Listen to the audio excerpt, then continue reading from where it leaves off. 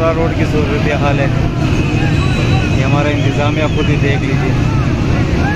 ये वीडियो आगे शेयर करें ताकि हमारे इंतज़ामिया तक पहुंच जाए, ताकि रोड के हवाले से कुछ इक़दाम कर सके लोग। जितना भी पैसा निकलता है ठेकेदार माफिया खा लेता है और बाद में ये असर होता है इस इलाके का। ये टोटल 1 किलोमीटर रोड भी नहीं है। अगर सुबह से शावल अगर डाइनर लगा दें तो टोटल 2 घंटे का काम नहीं है, रोड क्लियर हो जाएगा। ये हालात आप लोग देख सकते हैं।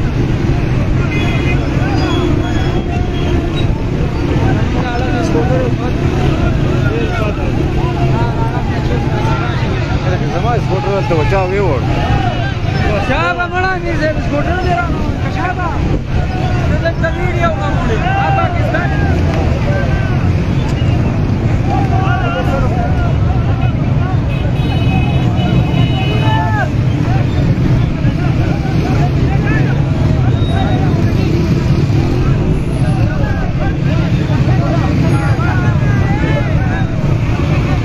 ओके। अल्लाह हाफिज़। हाँ भाईजान, ये सूरत हाल है, आप लोग देख सकते हैं। वो तो छोटी गाड़ी थी, ये बड़ी गाड़ियाँ देख लो।